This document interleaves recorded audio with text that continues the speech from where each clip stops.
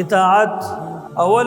اطاعت معنا پیژندل او بیا دا پزان کې د راوصل تابعداري اطاعت د الله او د الله د رسول صلی الله علیه وسلم کول. د اطاعت معنا دا نه چې بخله باندې ته اقرار کوا، بخله باندې د الله او د رسول ذکر کوا، بستا عمل استا عبادت استا بندگی تا